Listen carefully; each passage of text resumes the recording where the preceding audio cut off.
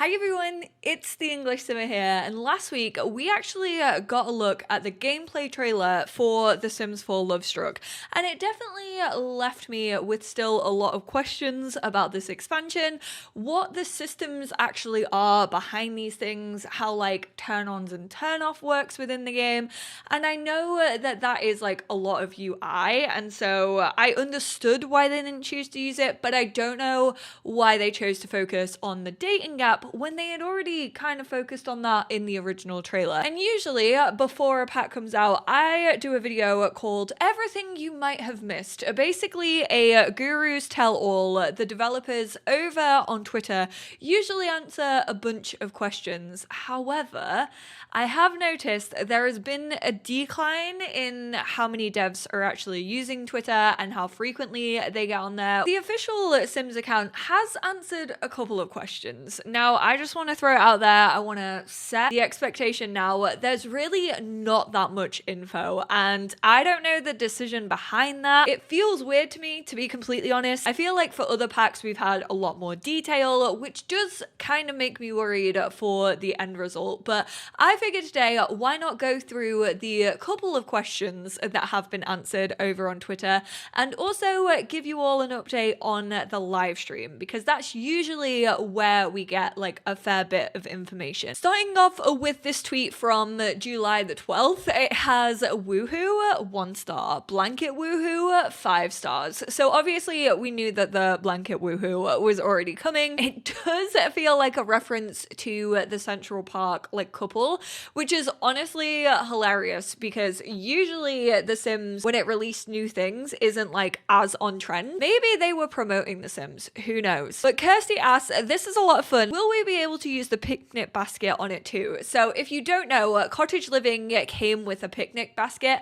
I've kind of been thinking about this because it definitely feels like there are a couple of activities in this pack that we kind of already have in other packs. There's stargazing, which was introduced way back in The Sims 4 Outdoor Retreat. And yes, it is a new animation because they look like they can like sit up and do it, which usually they have to like fully lie down on the floor. So there is a little bit of a difference, but it's kind of taking from that. And then also a picnic blanket relates to the picnic basket that we got in Cottage Living. Now I know not everyone has every single pack, and that is a very valid like argument for this, but for those of us who do have every pack, it's kind of like, okay, like this is a fun little like additional feature, but is it gonna feel different enough, I guess, rather than have to sit at the picnic table, which is currently how it works in Cottage Living, which I found so annoying when that came out.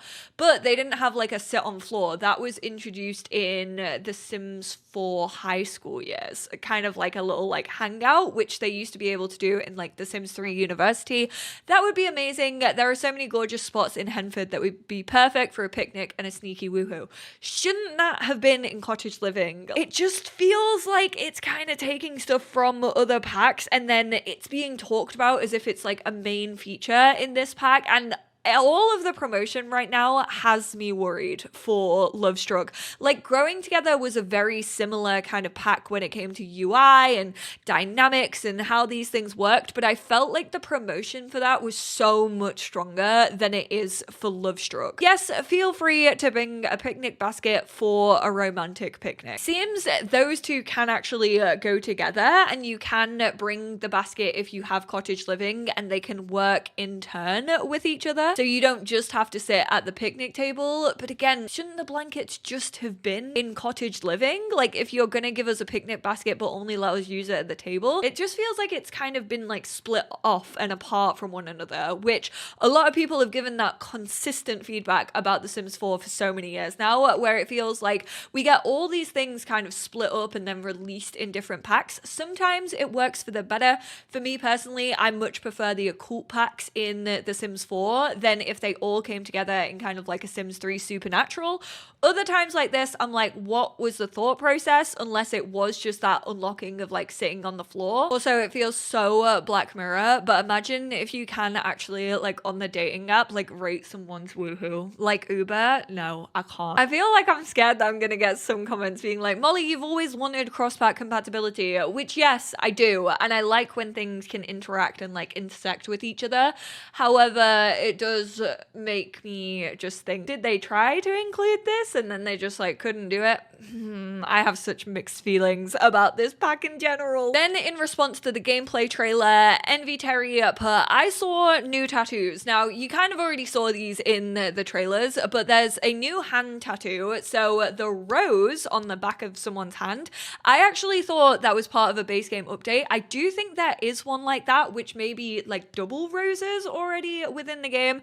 Feel free to correct me if that is wrong, but the like single hand tattoo that we have seen is new in this pack. There is also a back tattoo and a new neck tattoo, which is like a rose that like sits up here, which we've seen in the trailer.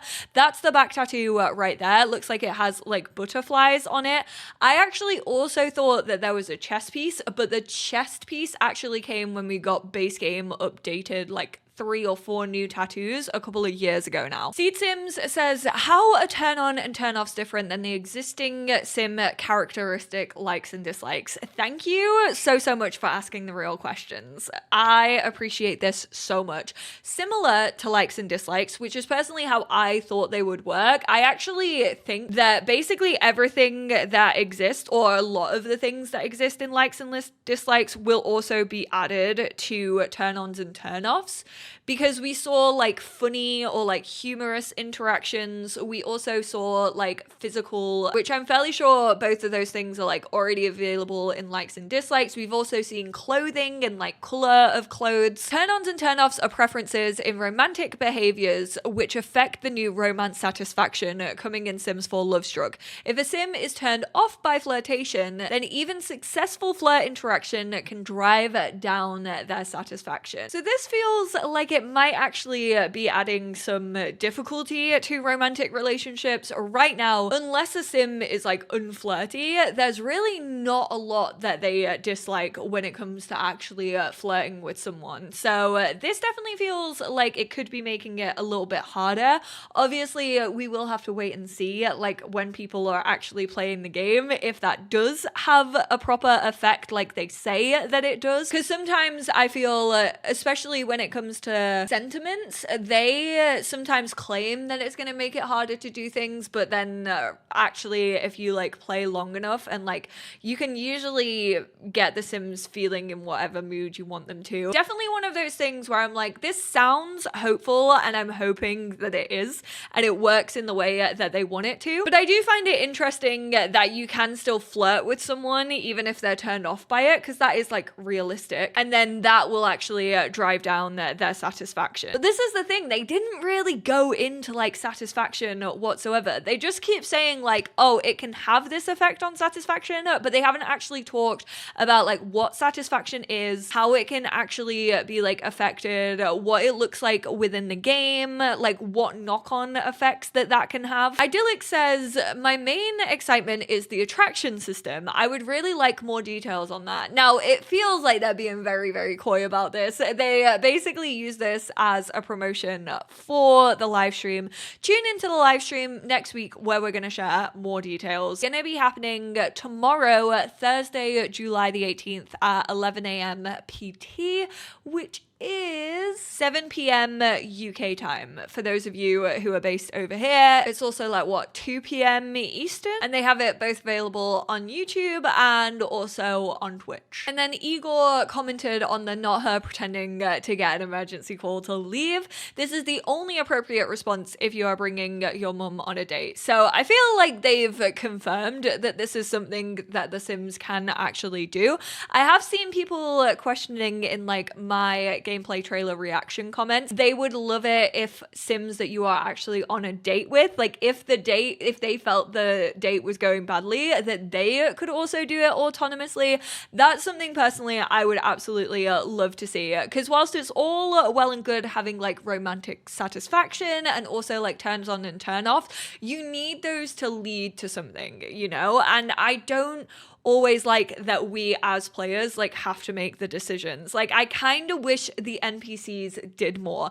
I wish that they interacted with each other more, but also with our played Sims more. I really hope that if it's going badly, then the like non-playable Sim that you might be on a date with can just be like, oh, sorry, gotta go. And you as a player know what that means, but your Sim is probably like, oh man, like I hope everything's okay. I just think it adds for interesting storytelling, and I very much would appreciate that. That's pretty much everything that they have answered so far. Like I said, the developers aren't really on Twitter all that much at the minute, so there hasn't been like a ton of questions that have been asked, which is unfortunate because usually I really like making these types of videos and usually find them very interesting. And I love also the developers kind of being able to show off in like a more personal light, like what the features and like what the little bits and like questions that people have that are looking for answers means to them. Like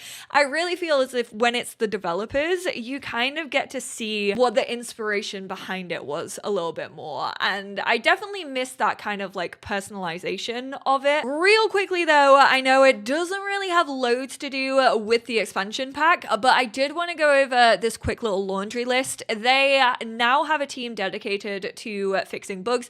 I will say I wasn't super inspired when I read this. I've been running into like really big bugs at the minute, specifically when it comes to like cats and dogs and like the vet system, but also like other things as well. Like the plant thing is still very much an issue within my game, but they've kind of already talked about that and how it's like so hard to fix, which I'm so sad about. But I did want to talk a little bit about some of them because it feels like they're kind of doing this as a pre-patch to the expansion, and therefore there are a couple of fixes to do with romance. Sims will no longer receive a breakup when they have a high romantic relationship with that Sim. A lot of people are happy about this. I was actually kind of a little bit disappointed because sometimes even when your relationship is super high, I feel like getting the breakup, it's like your Sim being like, oh, maybe I do have my doubts. And even though I don't look at once all that often, I do feel like this is kind of adding that little like storyline that maybe you hadn't thought of. When two Sims are on a date, other NPCs on the lot will stop trying to join a conversation, causing awkward conversations. This is something that has basically been in there since base game. There is actually a mod that allows you, you know, when you have the little like conversation thing at the top of the screen, you can actually just click X on a Sim to remove them from the conversation. This I am excited for because it does get so annoying. Enchanting and flirty interactions are not available if correctly aligned with gender preferences. Make a move interaction is now available between married Sims, creator from creator. So I didn't even know that that was a bug. There was also a couple of romantic things that were broken in Get Together when it came to like make out with and then woohoo on the closet. And then there was actually a couple from My Wedding Stories, which I was interested in because obviously we've kind of seen the date planning system, which is currently reminding people a lot about the wedding system. Hopefully Lovestruck is not going to be anywhere near as glitchy as My Wedding Stories when that came out. But Call Off the Wedding is now available on both the Sim and the Wedding Arch whilst performing the vows interaction. This has been broken since this released. Basically, if you had My Wedding Stories, you could not call off a wedding, even though you could do that for all those years before it released in the Sims 4 base game. They have finally applied it so that it actually works on My Wedding Stories throne, like planned wedding events. Thank goodness for that. You can now run away from the altar again. They also will not eat a wedding cake until instructed to do so, which, oh my word, the amount of times that that has happened. However, unfortunately, a lot of My Wedding Stories is still broken. Like, I can't even say my vows with an officiant. Like, officiants are just broken broken for me within the game. They have been literally since the release. Interesting to see that there are some like romantic fixes happening before Lovestruck comes out, but let me know how you feel about this. Honestly, just the promotion in general for this pack, are you kind of feeling like me where you're like, oh, I wish they had given us a little bit more, because right now it just feels like it's still kind of all up in the air a little bit. I do think obviously in the live stream they are going to show us things in more depth, but I think personally they should have shown it before now, especially in the gameplay trailer. That just really did not hit the mark for me personally, and it's just making me kind of concerned for the pack in general. But I would love to hear all of your thoughts about the fixes that are coming on that laundry list, which I will actually link down below. Also, remember there is the live stream happening tomorrow if you do want to find out more about The Sims 4 Lovestruck. That's happening both on The Sims YouTube and also at their Twitch at 11 p.m. PST. I hope this video was helpful for those of you who may not get on Twitter all that often. I appreciate you all, and I will speak to you all in my next one. Bye now.